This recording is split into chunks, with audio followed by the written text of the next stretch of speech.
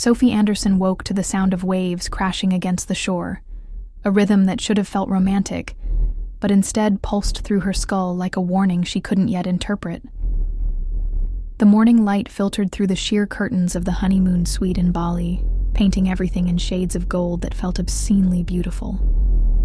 She reached across the bed instinctively, her hand searching for the warmth of her husband's body, but found only cool sheets and emptiness. The clock on the nightstand read 8:43. Ryan had always been an early riser, she told herself, pushing down the flutter of unease in her chest. He was probably downstairs getting coffee, maybe arranging a surprise breakfast on the terrace. That would be just like him, thoughtful, considerate, the man who had slipped a ring onto her finger 6 months ago and promised her forever. Sophie sat up, noticing for the first time how quiet the room was. Not the peaceful quiet of a lazy morning, but the hollow quiet of absence. She looked around the suite with new eyes. Ryan's suitcase was gone from the corner where it had sat, half unpacked the night before. His toiletries were missing from the bathroom counter. The linen shirt he'd draped over the chair had vanished. A cold sensation began to spread through her body, starting in her stomach and radiating outward until even her fingertips felt numb. She stood, her legs unsteady, and walked to the closet. Empty hangers swayed slightly from where she'd pulled the door open. His side was completely bare. The cologne he wore, the one that smelled like cedar, and something darker she could never name, was gone from the dresser. It was as if Ryan Mitchell had been systematically erased from the room while she slept. Sophie's breath came faster now. She grabbed her phone from the nightstand, her hand shaking so badly it took 3 attempts to unlock the screen. 12 missed calls to his number over the next 10 minutes. Every single one went straight to voicemail. The generic recording, not even his voice. She tried texting. The messages showed as delivered but never read. Her mind raced through possibilities, each more desperate than the last. An emergency back home. A family crisis. Something that required him to leave immediately without waking her. But then she saw it. On the small table by the window, where they'd shared wine and talked about their future just hours before, sat a single piece of hotel stationery. The handwriting was unmistakably Ryan's. Those hurried slashes he made when he was in a rush, when he couldn't be bothered with neatness. Sophie picked up the note with trembling fingers, and the words blurred before her eyes as she tried to focus. I can't do this anymore. I can't keep pretending. She's pregnant. I have to go back. I'm sorry. Sophie read it once, twice, 3 times. The words remained the same, but their meaning kept shifting, reorganizing themselves into configurations her brain refused to accept. Pregnant. Go back. Each word was a small detonation in her chest. She sank into the chair, the note still clutched in her hand, and stared at nothing. The suite suddenly felt enormous around her. The king-sized bed with its rumpled white sheets. The bottle of champagne they'd opened last night, still sitting in its bucket of melted ice. Her suitcase in the corner, still packed with the pretty sundresses she'd bought specifically for this trip. Tags carefully removed, each one chosen to make her feel beautiful for him. The morning stretched before her, vast and incomprehensible. Outside, she could hear other guests laughing, the sounds of couples beginning their days together. Someone was playing music by the pool. Life was continuing normally for everyone else, while hers had ended sometime in the night without her even knowing it. Sophie looked down at the wedding ring on her finger, the modest diamond catching the light. 5 days ago, she had stood in a small chapel in Portland and promised herself to this man. 5 days. She had been someone's wife for less than a week. The note slipped from her fingers and drifted to the floor. Sophie sat perfectly still in that chair as the sun climbed higher in the sky, as the room grew warmer, as reality slowly, agonizingly, settled over her like a weight she would have to learn to carry. The flight attendant asked if Sophie wanted anything to drink, and she shook her head without making eye contact. She'd been staring at the seatback screen for the past 6 hours, not watching anything, just letting the light flicker across her face while her mind circled endlessly through the same terrain. How had she missed it? How had she been so blind? How had she believed him? 29 years old, and she'd thought she'd been careful. Sophie had always been the responsible one, the girl who color-coded her lesson plans and arrived 15 minutes early to everything. She taught 2nd grade at Riverside Elementary in Portland, Oregon, And her students loved her because she was patient and kind and never raised her voice. She packed healthy lunches, she recycled, she voted in local elections. She was, by every measure, a sensible person. And yet she had married a man who had another woman pregnant while honeymooning with his wife. The timeline played out in her head like a crime she was trying to solve.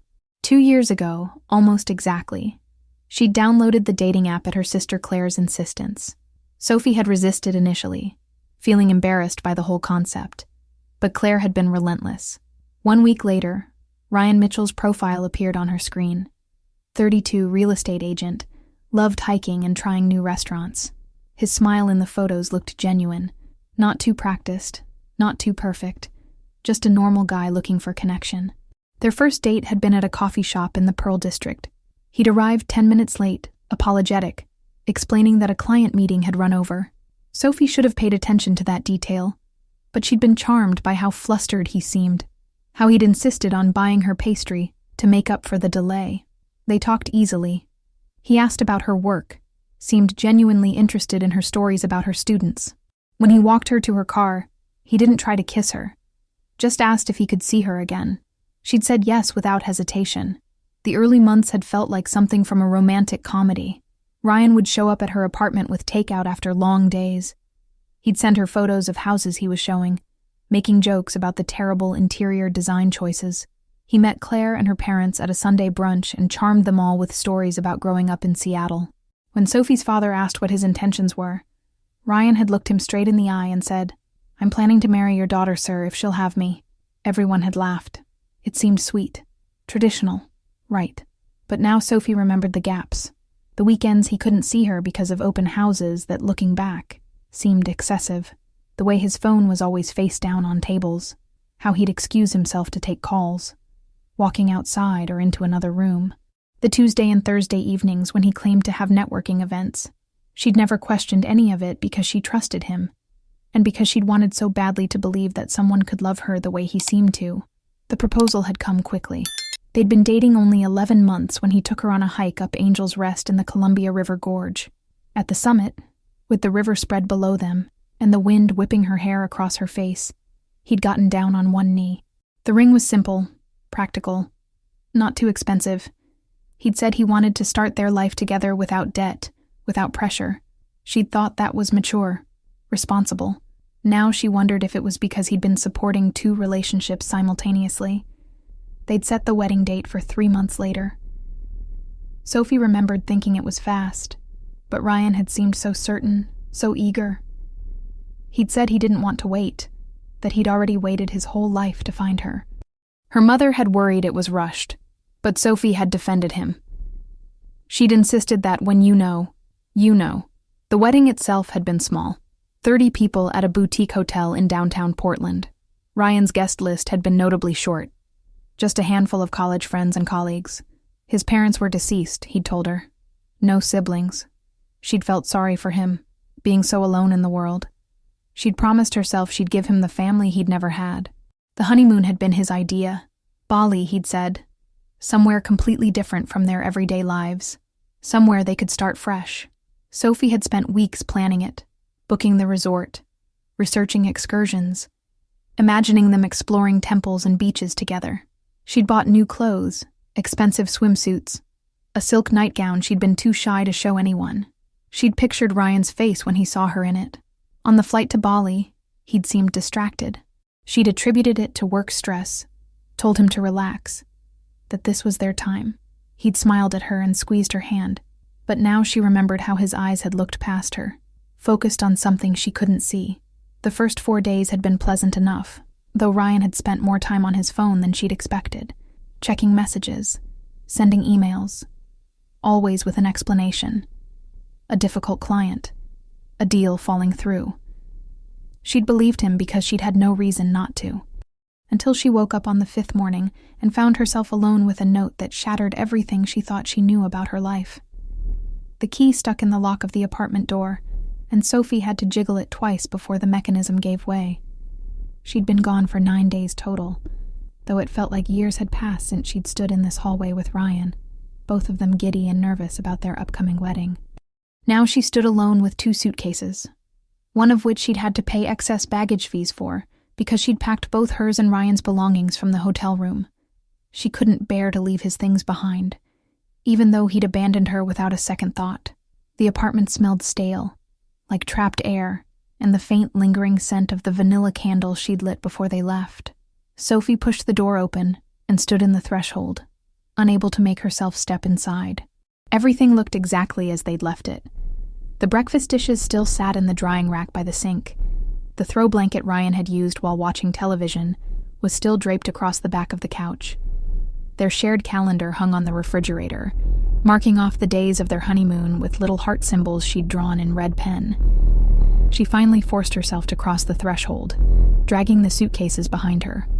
The sound of the wheels on the hardwood floor echoed too loudly in the silence. Sophie closed the door and leaned against it, feeling the full weight of her exhaustion settle into her bones. She hadn't slept properly since finding the note. The flights back had been a blur of airport terminals and recycled air and strangers' concerned glances at the woman traveling alone who couldn't stop crying. The apartment they'd shared for 6 months suddenly felt like a museum dedicated to her own stupidity. There was the bookshelf they'd assembled together one Sunday afternoon, arguing playfully about whether the instruction manual was necessary. There was the kitchen table where they'd eaten countless dinners, where he'd reached across and held her hand and told her about his day. There was the bedroom doorway, beyond which lay the bed where they'd made love and made plans and made promises that meant nothing. Sophie walked slowly through the space, noticing details she'd never paid attention to before. Ryan's running shoes were still by the door. His jacket hung on the coat rack. His coffee mug, the one with the Portland Timbers logo, sat in the cupboard exactly where he always kept it. She opened the closet in the bedroom and found his clothes still hanging there, shirts organized by color the way he liked them. It was as if he'd simply stepped out for an errand and would be back any moment. But he wouldn't be back. Sophie knew that with a certainty that made her stomach hurt. She pulled out her phone and scrolled to Ryan's contact information, her thumb hovering over the call button for the 100th time. She'd tried calling him 17 times during her extended stay at the Bali hotel, waiting to see if he'd come back, if there'd been some horrible misunderstanding. Every call had gone straight to voicemail. Every text had been ignored. It was only when the hotel staff had gently informed her that her reservation was ending that she'd finally forced herself to book a return flight. During the sleepless hours in that hotel room, Sophie had done what she'd been avoiding since finding the note. She'd opened social media and started searching. It hadn't taken long to find what she was looking for, though part of her had desperately hoped she wouldn't. Ryan's Instagram account, which he'd always claimed he barely used, told a different story when she looked closely enough. There were photos of him at restaurants she didn't recognize, at parks she'd never visited with him, and there, tagged in several posts from 8 months ago, was a woman named Jessica Moreno. Sophie had clicked on Jessica's profile with shaking hands. The account was private, but the profile picture was visible. A pretty woman with dark hair and a bright smile, photographed at what looked like a beach. Sophie had sent a follow request, knowing it was masochistic, but unable to stop herself. To her shock, Jessica had accepted within an hour. Perhaps she didn't know who Sophie was. Perhaps Ryan had never mentioned his wife. What Sophie found in that feed had destroyed something fundamental inside her. Photos of Ryan and Jessica together, dated from over 2 years ago, the same time frame when Ryan had supposedly been single and searching for love on dating apps. There they were at a concert last summer, his arm around her waist. There they were at a holiday party in December, wearing matching ugly Christmas sweaters. There they were 2 months ago. A casual selfie taken in what Sophie now recognized as Ryan's car, Jessica's hand resting on his chest. A small but visible bump showing beneath her loose sweater. The caption on that photo had been simple. "Baby on board. Cannot wait to meet you, little one. Dad is already so excited." The date stamp showed it had been posted 3 weeks before Sophie's wedding. Sophie had scrolled through those photos for hours, trying to piece together the timeline, trying to understand how Ryan had managed to maintain 2 completely separate lives. The comments on Jessica's posts revealed more details. Friends congratulating her on the pregnancy, her mother saying how excited she was to be a grandmother, someone asking if they'd decided on names yet. Jessica had responded that they were thinking about Madison for a girl, Connor for a boy. Ryan had always told Sophie he didn't want to discuss baby names until they'd been married for at least a year, said he didn't want to rush into parenthood. Now, standing in the apartment, Sophie felt the full force of her humiliation crash over her again. She wasn't just the woman who'd been left on her honeymoon. She was the other woman, except she hadn't even known there was another woman. She was the secret, the side piece, the mistake Ryan had tried to correct by marrying her quickly before the baby arrived, and made his double life impossible to maintain. 2 months passed in a fog so thick that Sophie could barely remember the days as they happened. She'd called in sick to work the first week back, telling the school administrator she'd caught something during her travels. When the second week came and she still couldn't bring herself to face her classroom, she'd requested a leave of absence. Her principal, a kind woman named Margaret Chen, who'd worked at Riverside Elementary for 20 years, had asked gentle questions that Sophie couldn't answer. Eventually, Margaret had arranged for a substitute teacher and told Sophie to take all the time she needed. The apartment had become Sophie's entire world, and she'd made it smaller still by keeping the curtains drawn and the lights off. She ordered food through delivery apps, leaving instructions for the drivers to leave everything at the door so she wouldn't have to see another human face. She stopped showering regularly. She stopped changing out of her pajamas. She stopped doing anything that required effort or thought or acknowledgement that she was still, somehow, alive. Her phone rang constantly during those first few weeks. Claire called every day, sometimes multiple times. Her mother called. Her father called. Friends from work sent concerned messages. Sophie let them all go to voicemail, let the texts pile up unread. She knew they meant well, but she couldn't bear the thought of explaining what had happened, of putting into words the specific flavor of her humiliation. How did you tell people that your husband had left you on your honeymoon to return to his pregnant girlfriend? How did you explain that your entire relationship had been built on lies so fundamental that you questioned whether anything about it had been real? The apartment itself became a kind of shrine to her delusion. Sophie couldn't bring herself to touch Ryan's belongings, even though their presence tortured her. His toothbrush still sat in the holder by the sink. His books still occupied half the bookshelf. His mail still arrived, forwarded from his old address, and Sophie stacked it unopened on the kitchen counter until it formed a small mountain of envelopes that she walked past without seeing.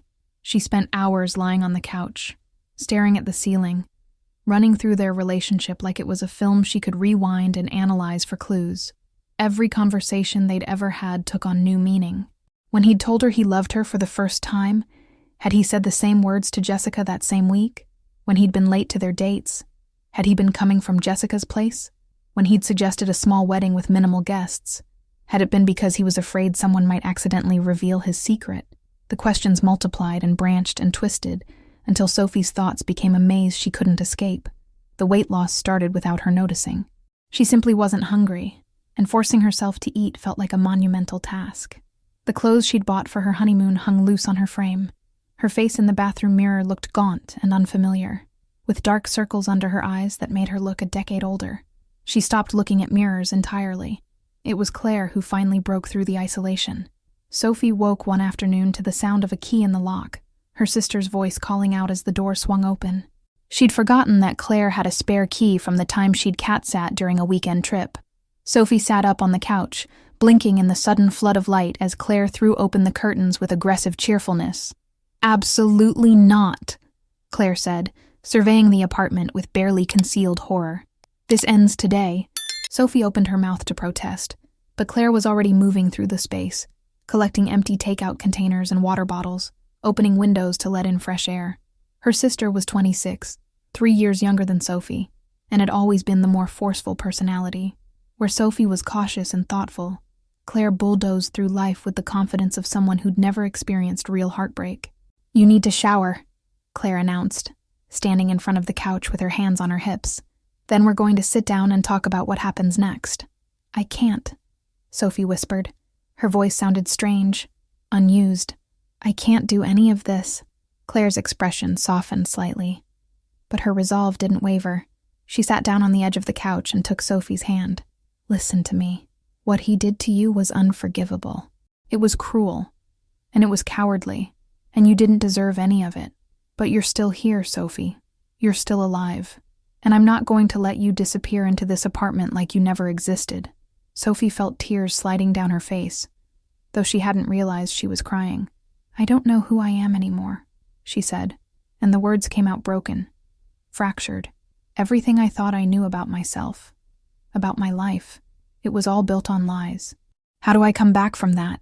I don't know, Claire admitted, and Sophie appreciated her honesty more than any false reassurance.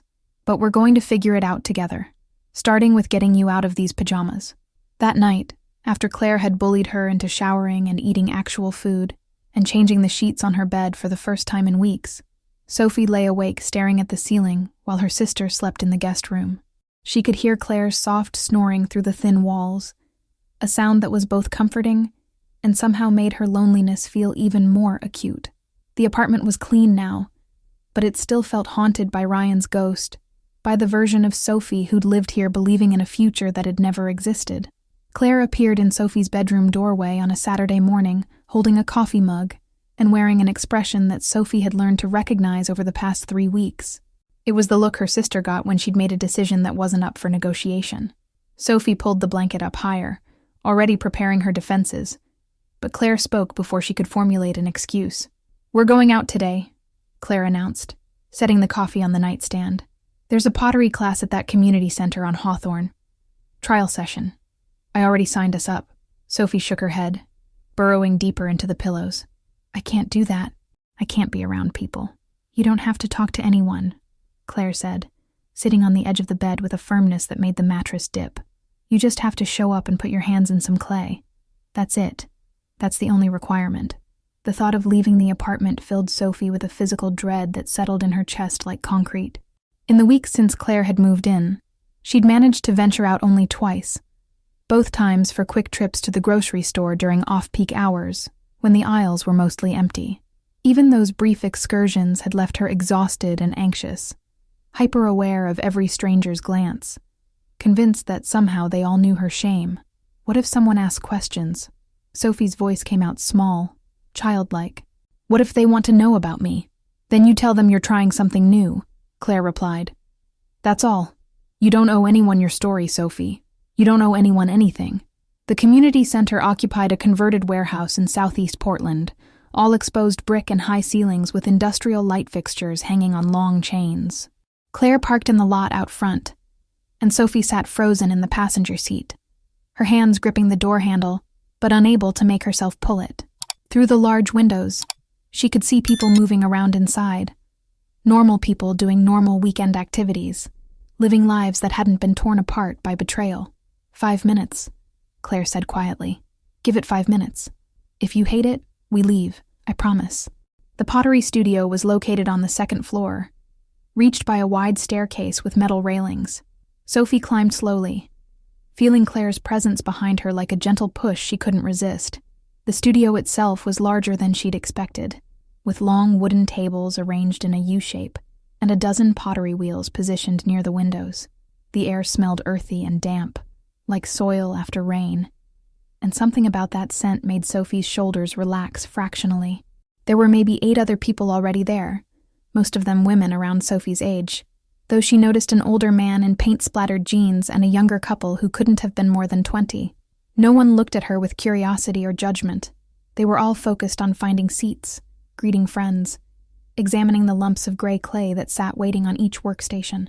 The instructor stood near the front of the room, his back to the door as he organized tools on a rolling cart. When he turned around, Sophie's first thought was that he looked tired, not in a dramatic way, but in the manner of someone who'd learned to carry weight quietly. He was Asian, probably in his mid to late 30s, with black hair that fell slightly into his eyes and hands that were already stained with dried clay. "Welcome, everyone," he said, his voice calm and unhurried. "I'm Marcus Chen. For those of you who are new, this is an open studio session. No experience necessary. No pressure to create anything perfect. This is just about getting your hands dirty and seeing what happens." Claire nudged Sophie toward 2 empty seats near the back, and they settled in. Sophie stared at the lump of clay in front of her, this shapeless mass that she was somehow supposed to transform into something. The task felt impossible, absurd even. She couldn't create anything. She could barely function. Marcus moved through the room, stopping briefly at each station to offer guidance or answer questions.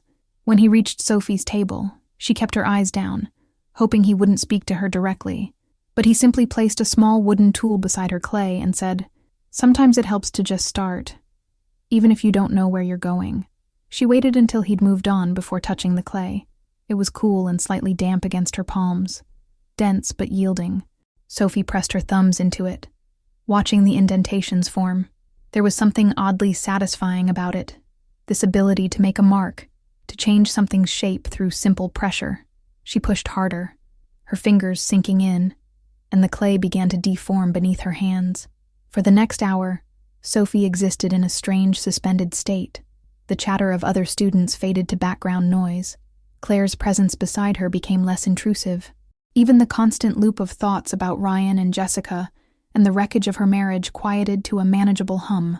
She wasn't thinking about what she was making or whether it would look like anything recognizable. She was just moving her hands, feeling the clay respond, destroying and rebuilding the same lump over and over. By the time Marcus announced that the session was ending, Sophie looked down to find she'd created something vaguely bowl-shaped, though one side was significantly higher than the other, and the whole thing tilted at an angle that defied physics. It was objectively terrible, possibly the worst piece in the entire room. She should have felt embarrassed. Instead, she felt something she hadn't experienced in months, a tiny flicker of presence, of being here, now, in this moment, rather than trapped in the endless replay of her past. As people began cleaning up their stations, Marcus stopped by her table again.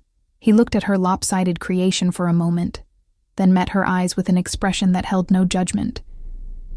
"You can leave that here to dry if you want. Come back and finish it another time." Sophie nodded, not trusting herself to speak. As she and Claire walked down the stairs and back out into the afternoon light, her sister didn't say anything. She didn't need to. They both knew Sophie would be coming back.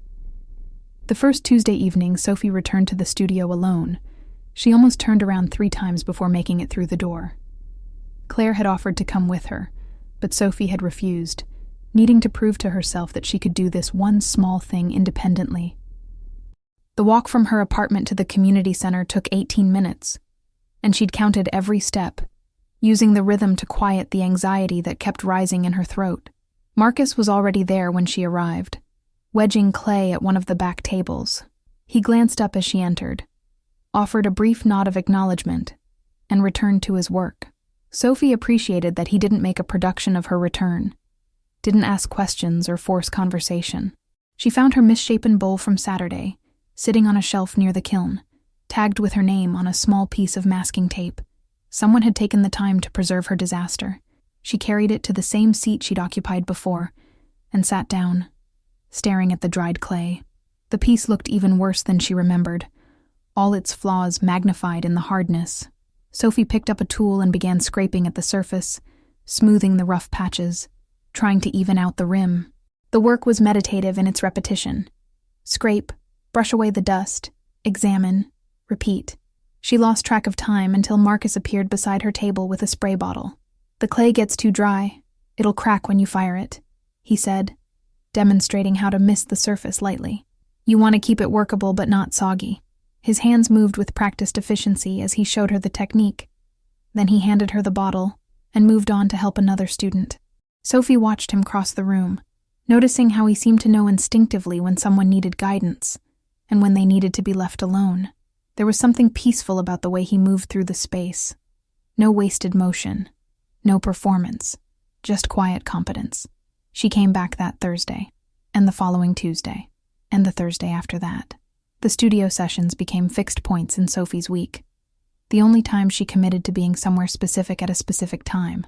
She still wasn't back at work, still couldn't imagine standing in front of a classroom of 7-year-olds and pretending everything was normal, but she could make herself show up here, in this room that smelled like earth and possibility. The other regulars began to recognize her, offering small nods or brief hellos, but no one pushed for more interaction than she was willing to give. There was an older woman named Patricia, who always worked on delicate vases, a college student named Amir who made sculptural pieces that looked like abstract faces. The young couple from her first session, who Sophie learned were named Dev and Lily, engaged and making bowls for their future wedding registry. Sophie found herself sitting farther forward in the room as the weeks progressed, no longer hiding in the back corner. Her pieces remained amateurish, but she was learning the basics. How to center clay on the wheel, how to pull up walls without them collapsing, how to score and slip pieces together when she wanted to add handles or decorative elements. The vocabulary of pottery became familiar. Leather hard, bisque firing, glaze. Words that had nothing to do with marriage or betrayal or loss. It was 6 weeks into her regular attendance when Sophie first noticed the tea. She'd arrived early one Tuesday, coming straight from a therapy appointment that Claire had finally convinced her to schedule. The session had left her feeling raw and exposed, and she'd seriously considered skipping the studio entirely. But she'd made herself walk there anyway, needing the grounding ritual of working with clay. When she reached her usual table, there was a paper cup sitting on it, steam rising from the small opening in the plastic lid. Sophie looked around, confused. Marcus was across the room arranging tools, his back to her. She picked up the cup tentatively and took a sip. Green tea, plain and slightly bitter. Exactly the way she preferred it, though she'd never mentioned this to anyone. The following Thursday, the tea was there again. Sophie glanced at Marcus, who was helping Patricia with a troublesome vase, apparently oblivious. But the next week when she arrived late, flustered from missing her bus, she found the tea sitting on the communal table near the door, rather than at her workstation. He'd adjusted the placement based on her timing. He was paying attention. Sophie didn't thank him. She wasn't sure why, except that acknowledging the gesture felt like it would require an explanation or conversation she wasn't ready for. Instead, she simply drank the tea and worked on her pottery, and the ritual continued week after week without discussion. The tea appeared. She drank it. They both pretended it was coincidence. The rainstorm hit Portland without warning on a Thursday evening in late October, the kind of sudden downpour that turned streets into rivers and sent everyone scrambling for cover. Sophie had been working on a set of small bowls, trying to get the walls uniform in thickness, when the lights in the studio flickered once and then held. Through the tall windows she could see the rain coming down in sheets, obscuring the buildings across the street into gray shadows. One by one, the other students began packing up their things and hurrying out, pulling jackets over their heads and making runs for their cars. Patricia left first, then Amir, then Dev and Lily together under a shared umbrella that was comically small for 2 people. Sophie looked at her phone and saw 3 missed texts from Claire asking if she needed a ride. She should leave too. The bus would be crowded and delayed in this weather, but something made her hesitate. She glanced toward the front of the studio where Marcus was covering the remaining pieces with plastic sheets to protect them from the humidity. He moved methodically, taking care with each student's work, adjusting the covering so they wouldn't stick to wet clay. Sophie found herself watching the way his hands moved, efficient but gentle, the same way he approached everything in this space. "Looks like we're the only ones left," Marcus said without looking up. "Storm's supposed to last another hour at least. You're welcome to wait it out here." Sophie nodded, even though he wasn't looking at her. She sat back down at her table, not working on anything, just sitting. The sound of rain on the metal roof created a constant drumming that was almost hypnotic. She could hear Marcus moving around behind her, the sound of running water as he cleaned tools in the deep sink, the scrape of a stool being pulled across the floor. After a while, he appeared with 2 mugs in his hands. He set one down on her table without ceremony and took a seat across from her, cradling the other mug between his palms. Sophie looked at him properly for maybe the first time since she'd started coming to the studio. He had fine lines around his eyes that deepened when he was concentrating, a small scar through his left eyebrow, hands that were perpetually stained no matter how much he scrubbed them. They sat in silence for several minutes, drinking what turned out to be chamomile tea this time. Sophie waited for him to fill the quiet with small talk or questions, but he seemed perfectly comfortable saying nothing. There was something about that comfort that made her feel less pressured to perform normalcy. "I used to teach 2nd grade," Sophie heard herself say, the words emerging without planning. "Before. I was supposed to go back after my honeymoon, but I couldn't. I couldn't stand in front of those kids and pretend to be whole." Marcus didn't react with surprise or sympathy. He just took another sip of his tea and waited, as if he knew there was more coming, and rushing her would only stop the flow. "My husband left me on the 5th day of our honeymoon," she continued, staring at her mug. "Just disappeared in the middle of the night. Left a note saying his ex-girlfriend was pregnant and he had to go back to her. Except I found out later she wasn't his ex. They'd been together the whole time. Our entire relationship. Our engagement, our wedding, all of it happened while he was with her. I was the other woman, and I didn't even know it. The words hung in the air between them, and Sophie felt a strange sense of relief at having spoken them aloud to someone who wasn't Claire or her therapist, someone who had no history with her, no preconceptions about who she'd been before everything fell apart. Marcus was quiet for a long moment, his expression thoughtful rather than pitying. When he finally spoke, his voice was measured and calm.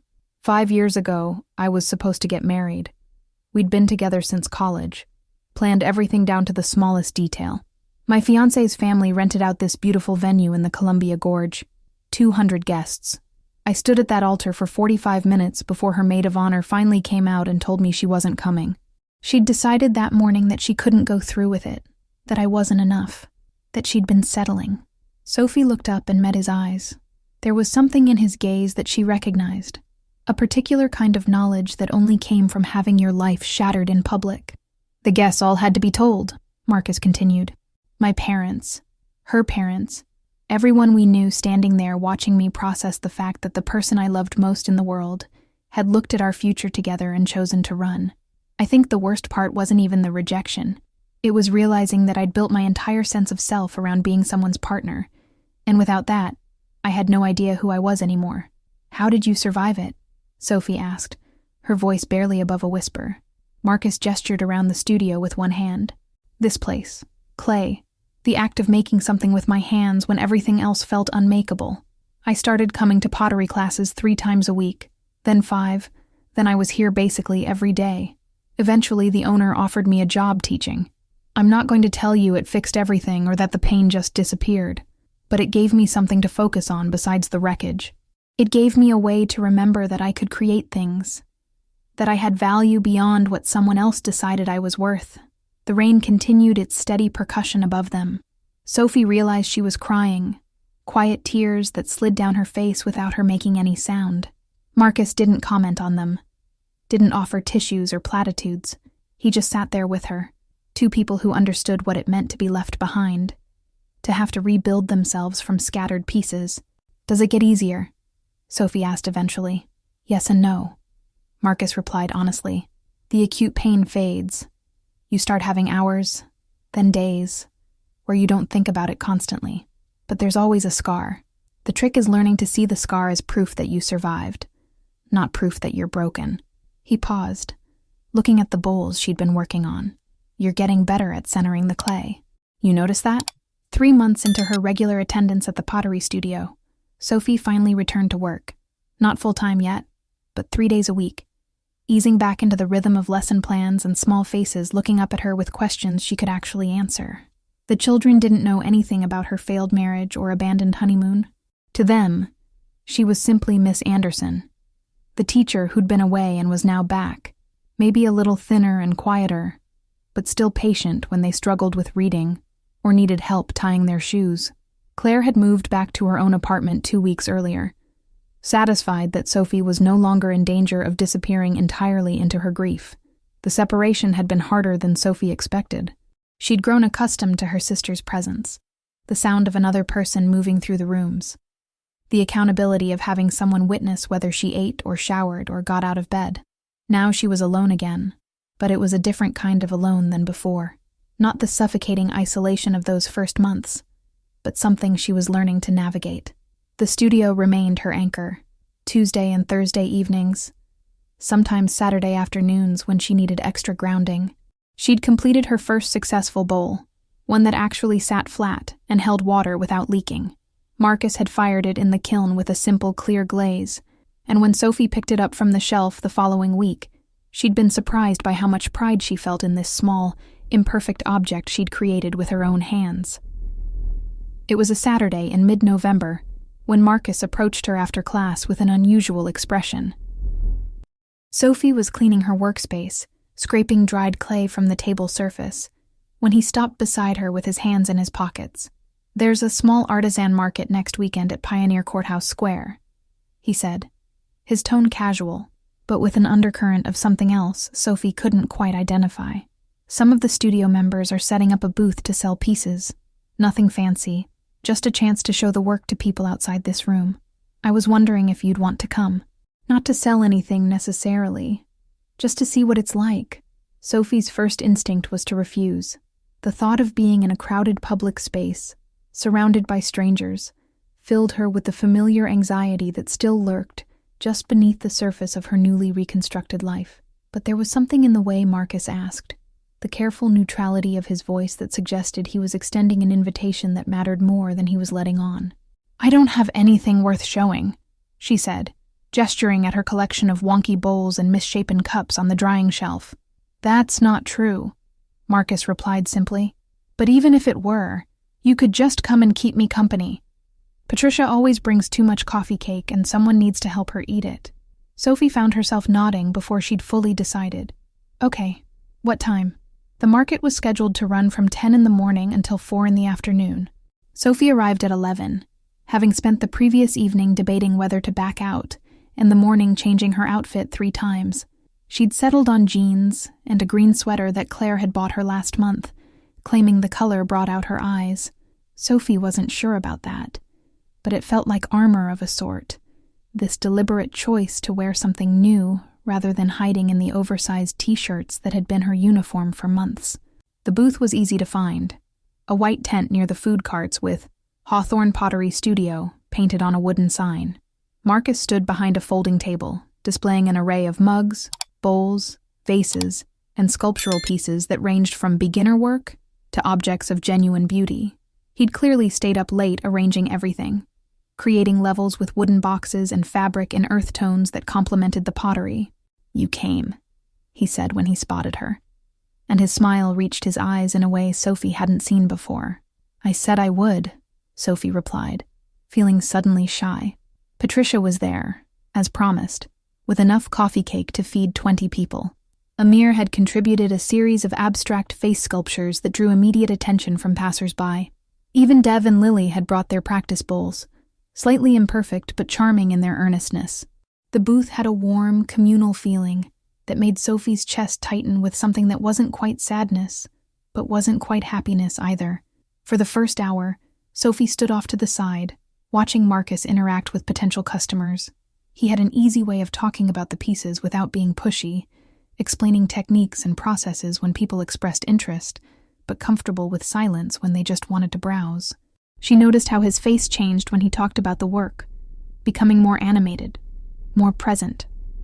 Around 1 o'clock, a woman in her 50s stopped in front of the table and picked up one of Sophie's bowls.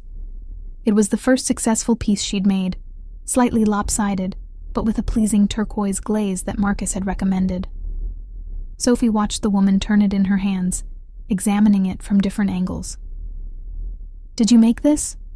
the woman asked, looking at Sophie directly. Sophie's throat went dry. "Yes, it's not very good. I'm just learning." The woman smiled. "My daughter just went through a divorce. Messy one. She's been having a hard time. I think this bowl would be perfect for her. It's beautiful in its imperfection, you know? Like a reminder that things don't have to be perfect to have value." Sophie felt tears threatening and had to look away. When she trusted her voice, she said, "How much?" $15, Marcus interjected smoothly, though they hadn't discussed pricing. The woman paid, and Marcus wrapped the bowl carefully in newspaper and placed it in a paper bag. As she walked away, Sophie stood very still, processing what had just happened. Someone had looked at something she'd made and seen value in it, not despite its flaws, but somehow because of them. The woman's daughter would put her keys or jewelry or loose change in that bowl, and every time she saw it, maybe she'd remember that broken things could still be useful. Marcus appeared beside her with a cup of coffee. "First sale," he said quietly. "That's a big moment." Sophie's birthday fell on a Tuesday in early December, exactly 11 months after Ryan had left that note in the Bali hotel room. She'd deliberately avoided mentioning the date to anyone at the studio, not wanting attention or forced celebration. Claire had called that morning to invite her to dinner, but Sophie had declined gently, saying she wanted a quiet evening. The truth was, she didn't know how to mark this day, didn't know if she should acknowledge it at all, or let it pass unremarked like any other rotation of the earth. She arrived at the pottery studio at her usual time, 6:30 in the evening, carrying the weight of the day like a stone in her chest. The walk from the bus stop had been cold, Portland's winter settling in with characteristic dampness that seeped through her jacket and made her bones ache. She climbed the familiar stairs to the second floor, already anticipating the warmth of the studio, the smell of clay, the meditative repetition of her hands shaping something into existence. The studio was empty when she arrived, which was unusual. Normally, at least 2 or 3 other regulars would already be there, claiming their favorite wheels or wedging clay at the back tables. Sophie checked her phone, wondering if she'd missed a message about a schedule change, but there was nothing. She set her bag down at her usual spot and was about to start setting up when she noticed something on her workstation. A small box wrapped in brown paper sat exactly where her lump of clay would normally be. Sophie stared at it for a long moment, her heart beginning to beat faster in a way that felt both alarming and strangely hopeful. She picked it up carefully, noting its weight, the way it had been wrapped with precise corners and secured with twine. There was no card, no indication of who had left it. Her hands shook slightly as she untied the twine and peeled back the paper. Inside was a ceramic bowl, but unlike anything Sophie had seen in the studio before. It was clearly broken, shattered into perhaps a dozen pieces, but it had been meticulously repaired. The cracks had been filled with what looked like gold, thin veins of metallic light, running through the white ceramic like rivers on a map. The repair work didn't hide the damage, but instead highlighted it, transformed it, made it integral to the bowl's beauty, rather than a flaw to be concealed. Sophie lifted the bowl from the box with trembling fingers. It was perfect in its brokenness, more beautiful for having been shattered and rebuilt. She turned it slowly, watching how the overhead lights caught the gold seams, making them glow. Tucked inside the bowl was a small card, the handwriting unmistakably Marcus's.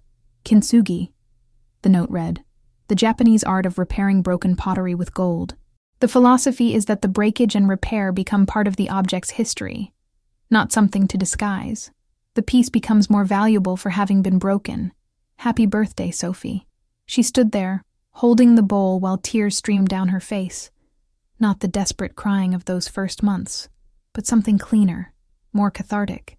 Marcus had known. He'd somehow discovered it was her birthday, despite her silence on the subject.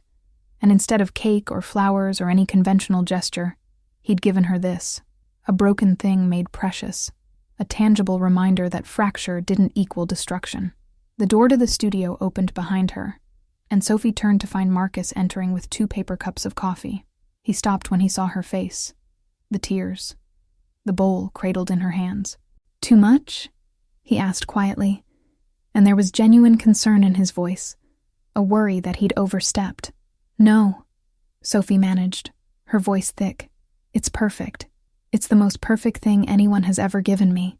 Marcus set the coffee cups down on a nearby table and moved closer, though he maintained a respectful distance. "I made it about 3 years ago. It was supposed to be a gift for someone, but that relationship ended before I could give it to them. It's been sitting in my apartment ever since. When you mentioned your birthday in passing a few weeks ago, I thought maybe it was meant for you all along."